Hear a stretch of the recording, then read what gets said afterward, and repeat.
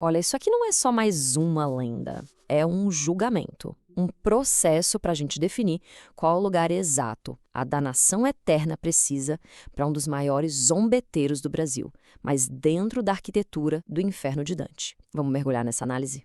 E aí está ele, o réu, Saci Pererê, cara a cara com Minos, o juiz do inferno.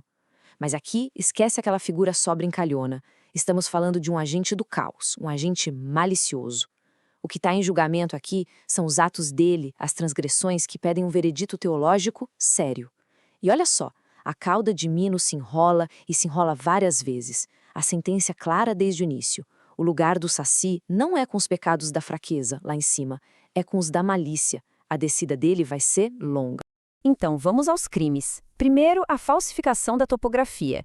Aqueles assobios dele que enganam, que manipulam o som e fazem os viajantes se perderem na mata.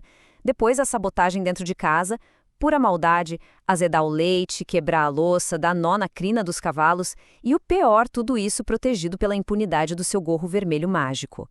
A intenção dele, a mens rea, não é paixão, não é impulso, é malícia pura, sabe? É um prazer frio em ver a desgraça dos outros. Aí começa o processo de eliminação. Chegando no rio Aqueronte, o Saci, bem no seu estilo, já tenta arrumar um atalho, cruzar no redemoinho e pronto. Mas o Caronte, o barqueiro das almas, o repele na hora. Ali não tem jeitinho, ele tem que seguir o caminho de todo condenado.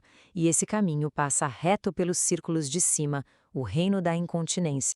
E por que ele passa direto? Simples. Os pecados dele não são de apetite sem controle. Não é luxúria.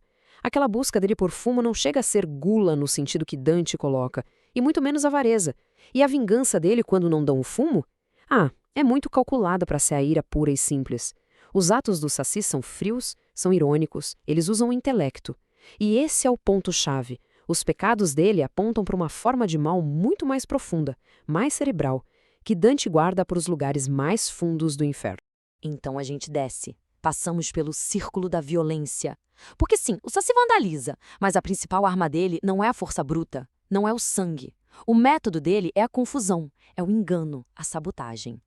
E na lógica de Dante, quando a inteligência é usada para enganar, o pecado virá algo muito pior, a fraude. E quem é o transporte oficial das almas fraudulentas? Gérion, aquele monstro com cara de homem bom e corpo de serpente. Ele olha para o Saci e reconhece um dos seus. E o leva para baixo, para as Malebolge. E assim ele chega ao oitavo círculo, Malebolge, que quer dizer tipo valas do mal. Esse é o lugar de quem usou a inteligência, que seria um dom de Deus, para quebrar a confiança entre as pessoas. Ao atacar viajantes, ao invadir lares, o Saci fez exatamente isso. A grande questão agora é em qual dos 10 fossos desse círculo ele vai parar.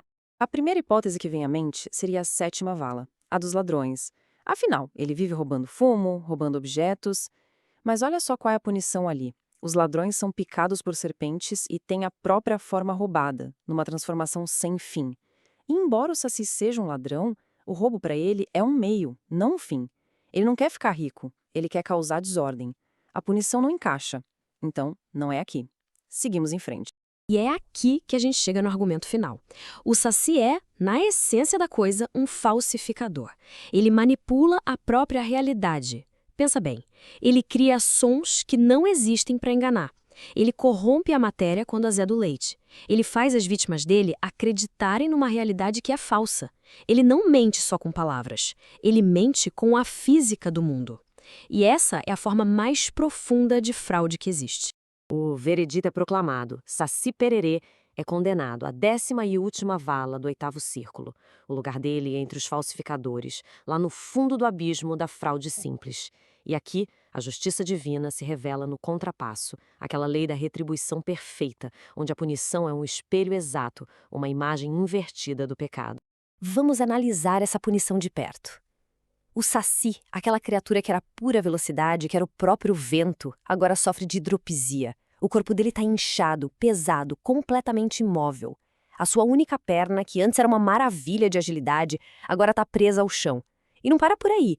Aquele que vivia causando irritação nos outros, agora é consumido por uma sarna que não para. Uma coceira eterna que ele nunca vai conseguir aliviar.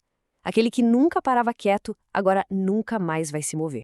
E a punição é total, não é só física. É a destruição da identidade dele. O cachimbo, que era sua marca registrada, sua fonte de prazer e conforto, tá lá, quebrado, fora do alcance. As brasas, frias como a esperança que não existe mais. A sede eterna pelo fumo agora se junta à agonia dele, um tormento que espelha a desordem que ele espalhou pelo mundo. Os símbolos de poder e prazer dele foram simplesmente apagados. Ao tirar do saci o movimento e o prazer, a justiça divina restaura a ordem que ele tanto se divertiu em quebrar. Lá do fundo da 10ª vala, a luz das estrelas é só uma memória distante, dolorosa. Para ele, o que resta é a lembrança de um vento que não sopra mais e de uma floresta que ele nunca mais vai ver. E talvez essa seja a questão final, né? Na eternidade, qual tormento é pior?